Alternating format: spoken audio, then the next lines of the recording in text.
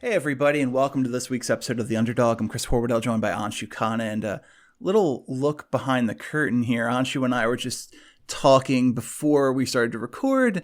Anshu brought up LaMelo Ball, and I want this preserved forever. Oh I God. can't stand the idea of this not being recorded. You mentioned you alluded to the seemingly just gigantic rise in the stock of LaMelo Ball because of what he's doing internationally right now in Australia. What is your real take on LaMelo Ball? Yeah, I mean, it's hard to like this just came out of the clear blue sky. Did you have any idea of the huge outsized expectations that were out there for him now? The Luka Doncic comparison is just crazy to me. Where did this come from? Well, he has grown into a 6'7", 6'8" true point guard. He's playing exceptionally well so far over in Australia, although we're not talking about the meat of that season just yet. But this is a really talented guy. LaMelo has always been a guy who has gotten too much crap because he was the last of the Ball brothers and because he was LeVar's kid. Is his jump shot good? No, it's not. But it's better. It's better than Lonzo for sure. He's also taller than Lonzo. Low bar. Sure. But he is making threes. He's shooting a ton.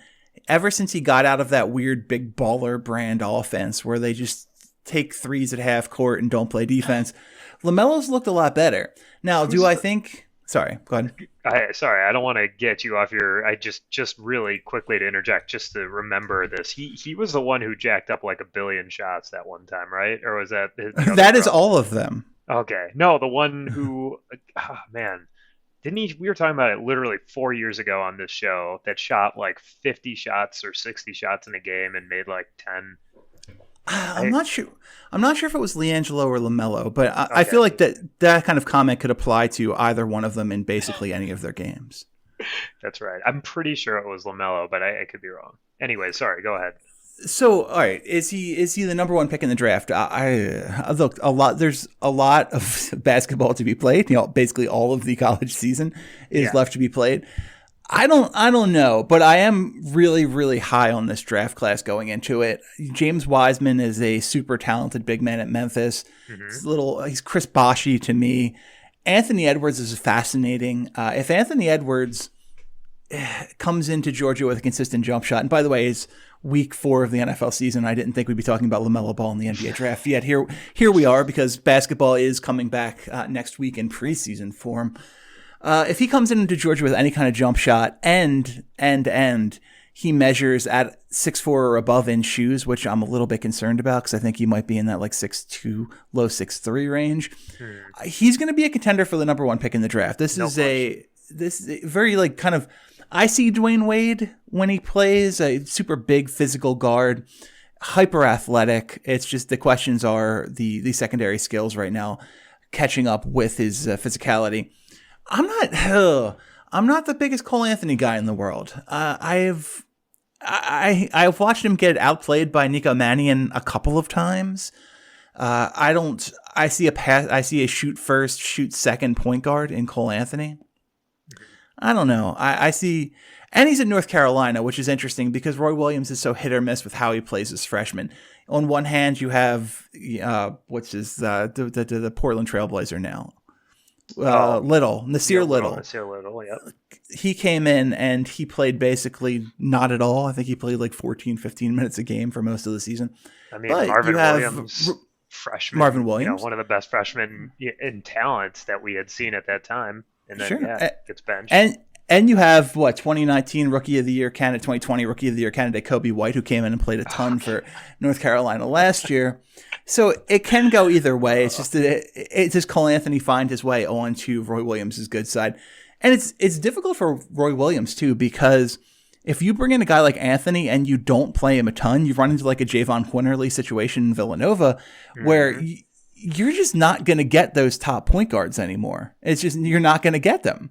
It's true. And one thing that separates Cole Anthony from other point guards is that wasn't he up for potentially coming to college last year? Like, he's old for a freshman for Cole sure. Anthony is 19.3 years old. Yeah. Yeah. So, that just increases the likelihood that you would expect him to veer towards the more productive Roy Williams spectrum. But who knows? I mean, like you said, he's so unpredictable, and I just think it's fascinating that we could have two players from like the Australia, New Zealand area, or who are playing out there, Mhm. potentially go in the top five if things break the right way. Because really, like when you compare this class to other classes of recent vintage, it's just not. Maybe 2 years ago, it's kind of similar to that, but that was one of the worst classes we had seen in a while. So I think it's going to be really interesting to see how this all breaks out, and it gives guys like Ball and Hampton a chance to jump up into the top three. See, I love this class. I think this class is super talented. Oh I yeah, really do. all right. You have other guys down the line, and this is the best international class we've seen in a while. And not only talking about RJ and LaMelo playing in Australia, but the kid at Maccabi, in New Zealand. Sorry, the kid at Maccabi, Danny Avija, the kid at Real Madrid, Amar Saleh. And a couple of other really interesting international players who have the potential to come in and make an impact early on. This is the best international class we've had in a while. But then we're talking about, look, I mentioned him earlier. I'm a really big Nico Mannion fan. Mm-hmm. I think Nico Mannion is super talented, and I think he's going to have a really, really good pro career. Now, is he the type of prospect that's going to lend himself to being a top 3 pick? Probably not. He's not super big. He's not super strong. He's not super fast. And he's not the greatest athlete in the world. But what he is a really, really, really good basketball player. And his backcourt mate there in Arizona is Josh Green. Mm-hmm. This is another really, really fun shooting guard. I'm not as big on the Scotty Lewises of the world as some other people are. And I'm a little bit worried about Brian Antoine coming into Villanova and carving a role early for Jay Wright. But we'll see. You look down this list. Jaden McDaniels is potentially a 6'11", 7 foot, athletic, bendy, small forward, and who can just shoot the ball. His older brother was Jalen McDaniels. Did Jalen McDaniels get drafted late? Yeah. Jalen McDaniels got drafted late, maybe Dallas or somebody like that. But it's going to be a lot of fun. I don't like Maxey at Kentucky. I don't know what he is. I don't like Isaiah Stewart at Washington. I don't know what he is. I don't like Precious Achiuwa at Memphis because I think he's probably the most selfish player in this class. And yet another reason that Memphis team. Yeah. Well, right. Yet another reason that Memphis class is going to be fascinating because you talk about that. But you have James Wiseman there, and you have a super talented Memphis recruiting class. I think the one guy who is going to come out of nowhere and be a really, really high pick when it's all said and done is Matthew Hurt at Duke. I think Matthew Hurt is going to come out with like real Kevin Lovey vibes. Just a super talented, super smart player. If you need a shooter, you have Isaiah Joe down at Arkansas who shot like 99% from 3 last year or something crazy like that. Just dumb stats at Arkansas. And Killian Hayes has gotten some Tony Parker comps as another one of those international guys. It's going to be fun. I am so hyped for basketball to be back. This is the best time of year when you have basketball and football going strong. And October baseball. I mean, we're and October baseball. Some of the best parts of the year for sure. October is definitely the best sports month on the calendar. I couldn't agree with you more.